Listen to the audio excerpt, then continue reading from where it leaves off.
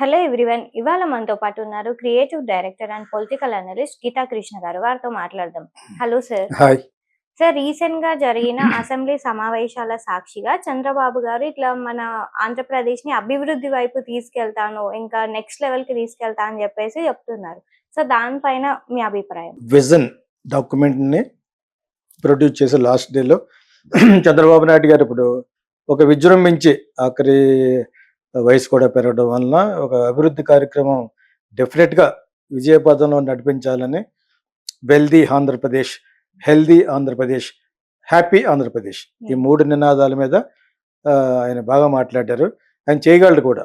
నాకు యాక్చువల్గా now I like him now because కాకపోతే ఇప్పుడు ప్రజలు ఏమని అడుగుతారంటే 6 ప్రామిస్లోనూ ఒకటేగా చేశారు, ఇంకా 2-3 చేయాలి కదా అని అడుగుతారు. అవి జస్ట్ రిమైండర్ అన్నమాట. మనం బట్ ఇచ్చేసేటప్పుడు అది చెప్పడం ఏంటికొని అనిపిస్తుంది, కానీ బట్ చెప్పాలి, చెప్ప తప్పదు. బట్ ఇప్పుడు నాకు చంద్రబాబు నాయుడు గారు ఇది తీసుకోవడం అనేది, ఆ ఇనిషియేషన్ తీసుకుని చాలా స్ఫూర్తిని నింపారు అందరిలోనూ.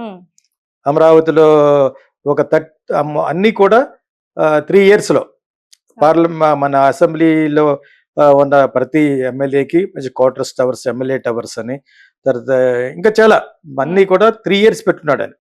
పోలవరం కూడా ఆల్మోస్ట్ 3.5 to 4 years పెట్టుకుని ఇది వెళ్ళిపోయి డెఫినెట్ గా 100% పూర్తి చేస్తానని చాలా గట్టిగా అన్నారు. అసెంబ్లీలో ఉన్నారు కాబట్టి డెఫినెట్ గా ఆయనకి ఆ ఫండ్స్ కూడా రావటం ఇవన్నీ కూడా ఆయన చూసుకుని డెఫినెట్ గా మళ్ళీ ఐదోసారి మళ్ళీ నెక్స్ట్ కూడా నేనే సీఎం అవుతాను అని చాలా పాజిటివ్ గా మాట్లాడు. యాక్చువల్గా ఆ వయసులో అలాగే మాట్లాడాలి. ఆయన హెల్దీ పర్సన్ కూడా. ఎందుకంటే మన ఓన్లీ ఏజ్ ఒకటి లెక్క చేయకపోతే ఆయన ప్రొద్దుటే 2 గంటలు లెగిసి, అది ఆల్రెడీ 2-3 సార్లు చెప్పాను నేను యాక్చువల్గా. సో నవ్వు అందరూ అన్ని స్టేట్ల సీఎంలు కూడా స్ఫూర్తిగా తీసుకోవాల్సినట్టుగా మాట్లాడాడు రాష్ట్ర రోజున. చాలా ఇన్స్పైరింగ్ అండ్ మోటివేటింగ్ గా మాట్లాడాడు అనమాట. ఇప్పుడు ఆ హెల్దీ అనేది ఎలాగొస్తే, ఇప్పుడు అంతకుముందు డాక్టర్ వైఎస్ రాజశేఖర గారు చెప్పిన ఆరోగ్యశ్రీని ఇంకా కొంచెం డెవలప్ చేయాలి. అది బాగా అందరికీ డబ్బులు అంది, అది మెయిన్. ఆయన రెండోసారి గెలవడానికి వైఎస్ రాజశేఖర రెడ్డి దురదృష్టవశాత్తు పోయాడు, కానీ కారణం మెయిన్ ఆరోగ్యశ్రీయే. హెల్త్ గా ఎవడు హాస్పిటల్కి వెళ్ళకుండా ఉంటాడు? హాస్పిటల్కి వెళ్తే ప్రతి ఒక్కటి అబౌవ్ మిడిల్ క్లాస్ పెద్దవాళ్ళు అందరికీ కూడా చాలా బాగా ఫలించింది. కాబట్టి హెల్దీ ఆంధ్రప్రదేశ్ కింద ఆయన ఏమేమి చేస్తారని చూడాలి, కొత్త పథకాలు తీసుకురావాలి యాక్చువల్గా. అదొకటి. వెల్దీ ఆంధ్రప్రదేశ్ అంటే నేను సంపద సృష్టించి ఖర్చు పెడతాను అన్నాడు కదా. గవర్నమెంట్ ఒకటే కాదు, జనాల్లో కూడా సంపద సృష్టించుకోవడానికి సరిపడా మంచి మంచి పథకాలు పెట్టాలి. వ్యాపారం చేసుకోవాలి స్త్రీలకని, అండ్ ఆల్సో యూత్ కానీ, ఎడ్యుకేషన్ మరి ఇంకోటి అన్నాడు అనమాట, 100% ఎడ్యుకేషన్ ఉండేటట్టు చూస్తున్నాడు. చాలా చాలా మంచి మాట ఇది. 100%. అతను జగన్ వచ్చి ఇంగ్లీష్ మీడియం కొన్ని చోట్ల చూపించి చేపించాడు. అదే మంచి మంచి ప్రక్రియ. ఈయన కూడా ఇంగ్లీష్ మర్చిపోకుండా, ఇంగ్లీష్ అనేది ప్రపంచ వేరే దేశాల్లోకి వెళ్ళి కూడా పనిచేయడానికి పనిచేస్తుంది.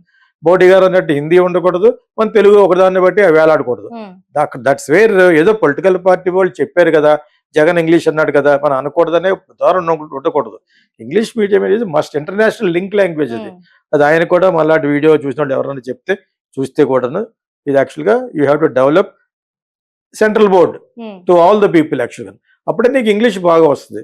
సెంట్రల్ బోర్డు కాబట్టి ముందు నుంచి ఫౌండేషన్ వేయాలి. రేపు వద్ద స్టేట్ బోర్డు కాకుండా సెంట్రల్ బోర్డు చేరుతున్నాడు కాబట్టి తమాషా కాదు అది. You have to study well. State board ఏముంది, మామూలుగా ఉంటుంది, పాతికలతో పాస్ అయిపోవచ్చు. And also you must reconstruct the position of Narayana, me friend అయితే ఉండొచ్చు, and also Chaitanya schools. Definite గా అది రీకన్స్ట్రక్ట్ చేయకపోతే మీరు అనుకున్న కళ్ళన్నీ పోతాయి. అక్కడ వచ్చి సరిగ్గా ఫుడ్డే బెటర్, హాస్టల్లో కొట్టుకోవడాలు ఇవన్నీ.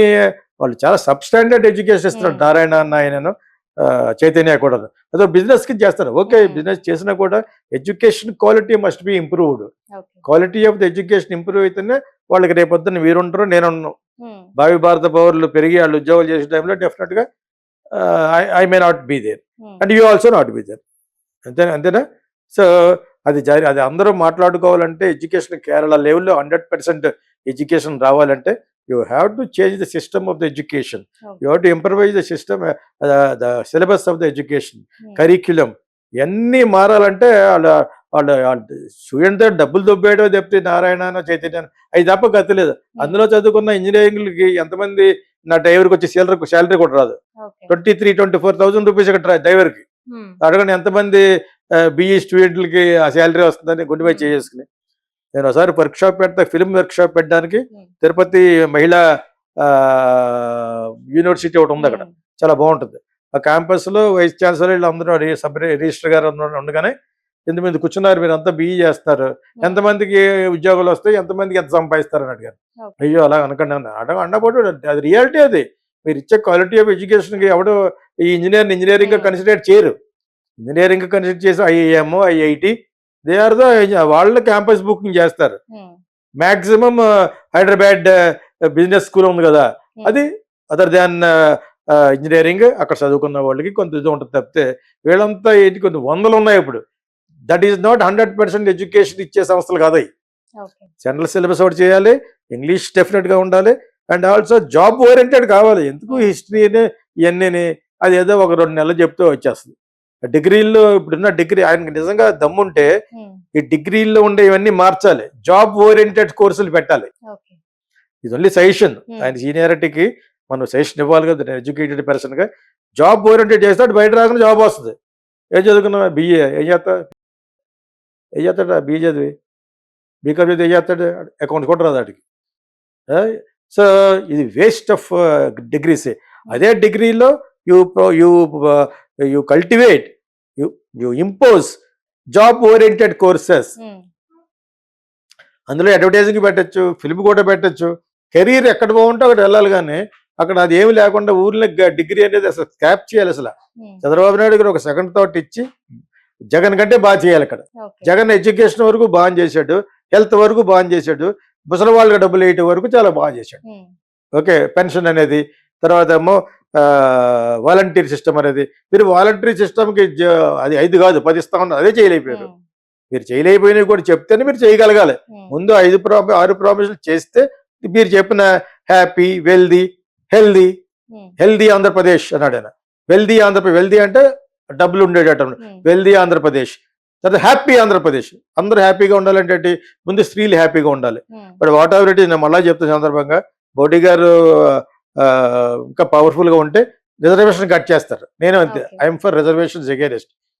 మాదిగలందరికీ నో రిజర్వేషన్స్, అందరికీ ఇవ్వాలి, బిలో పావర్టీ లైన్ ఉన్న వాళ్ళకి. దీనికి కృషి చేయండి దయచేసి. ఎందుకు ఇవ్వాలి reservations? Reservation for poor people.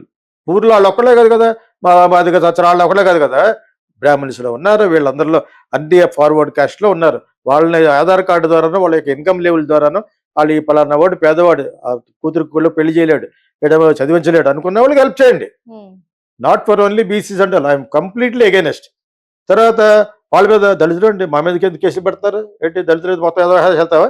ఎదవేషాలు వేసేసి నీకు జైల్లో పెట్టకూడదా, లాక్ కొట్టాలి మళ్ళీ అలా మాట్లాడేవాళ్ళు. అసలు ముందు అది ఆపాలి. మోడీ గారి దగ్గర నాకు నచ్చింది అదే. మోడీ గారు నిజంగా చేయనిస్తే అన్ని రాష్ట్రాలు కానీ బయటకు వస్తే అది కట్ చేస్తారు. ఆ విధంగానే ఆర్టికల్ పట్టుకొచ్చారు అక్కడ మన దాన్ని కాశ్మీర్లో. మళ్ళీ వీళ్ళు వచ్చారు, మళ్ళీ మామూలు పాట అయిపోయింది. మోడీ గారు కొన్ని విషయాల్లో భారతదేశానికి చాలా చాలా అవసరం. ఇప్పుడు యాస్టీస్గా మన సీఎం చంద్రబాబు నాయుడు వీళ్ళంతా కూడా మోడీ గారి తరఫునే ఉన్నారు. ఆయనకే ఓటేశారు అక్కడ పార్లమెంట్లో. ఆయన చేత ఇవందరూ కలిసి చేస్తేనే వస్తుంది. వాళ్ళకి ఎగెనెస్ట్ చేసి వాళ్ళు అన్యాయం చేయమంటలేదు, వాళ్ళ మాదిగలకనే అందరితో పాటు చేయండి, వాళ్ళతో పాటు మిగతా పేదలకు కూడా. లేదు ఇప్పుడు కాంగ్రెస్ ఏమంటుంది, లేదు బీజేపీ వస్తే ఆ విధంగానే మనం క్యాంపెయిన్ చేశారు. మహారాష్ట్ర ఇవన్నీ ఉన్నాయి కదా, జార్ఖండ్ ఇవన్నీ ఎలా చేశారు, వాళ్ళు వస్తే రిజర్వేషన్ తీసేస్తారని వాళ్ళు ఎక్కడ అనలేదు యాక్చువల్గా. ఆ విధంగా కొన్ని సీట్లు పట్టుకొచ్చారు, అయినా కూడా ఆభాసపాలు అయ్యారు. బీజేపీ వచ్చేసింది తప్పిక మెజారిటీతో ఇన్ మహారాష్ట్ర. ఇలాగా ఉద్ధవ్ ఠాకరే వాళ్ళందరూ మనం గెలిచిన వాళ్ళందరినీ హోటల్లో పెట్టేద్దాం, లేదా దొబ్బేస్తారు వాళ్ళు అంతలేసి ఏం పడ్డది, ఆ కూటమి దొబ్బింది, వీళ్ళ కూటమి వచ్చేసింది. సో ఇది పొజిషన్ యాజిటీస్గా. భారతదేశం పొజిషన్ కూడా కొంచెం చెప్పాలి కూడా చెప్పేశాను. But I like Chandrababu Naidu గారు నౌ ఆయన తీసుకున్న ఇనిషియేషన్ హృదయపూర్వకంగా ముందుకు వెళ్ళగలిగితే ఆంధ్రప్రదేశ్ బాగుంటుంది. అందులో మెయిన్ హెల్త్ వైఎస్ఆర్ చేసిన దాన్ని కంటే బాగా చేయగలగాలి. తర్వాత టు బి హ్యాపీ, స్త్రీలకి వీళ్ళందరికీ డౌన్ ట్రాడన్ గా ఉన్న వాళ్ళకి లోన్స్ ఇచ్చి బిజినెస్ పెట్టించుకోవాలి, సెల్ఫ్ ఎంప్లాయ్మెంట్ కింద. ఓకే, అది డెఫినెట్ కావాలి. దానికి ఎవరు అపోజ్ చేస్తారు? నోబడీ. ఐ మళ్ళీ అపోజింగ్ రిజర్వేషన్స్. వాళ్ళ ఒకరికి ఇవ్వటం ఏంటి? పెదకవులు మాడుతూ ఉంటారు, ఎందుకు ఇవ్వాలి? నేను అంబేద్కర్ గురించి, అంబేద్కర్ మీ ఒక్కడి గురించి చెప్పాడా? పేదలకు ఇమ్మన్నాడు, మీ ఒక్కరికి డౌన్ ట్రాడన్కి ఇమ్మని చెప్పాడు. ఆయనకి కోట్లు పెట్టి విగ్రహాలు కట్టేసి నాన్ సెన్స్ అది. సో ఇప్పటికైనా రిలైజ్ అవ్వాలి. ఈ విషయం చంద్రబాబు నాయుడు తెలియదనా? తెలుసు. ఓట్ల కోసం ఇక అలా చేస్తూ ఉంటారు, అందరికీ తెలుసు. Still they act for vote bank రాజకీయాలు చేస్తారు. ఐ హోప్ ఇప్పుడు పట్టుకు ఆయన కరెక్ట్ లైన్లో పడ్డాడు. ఆల్రెడీ 2-3 సార్లు చేసాడు కదా.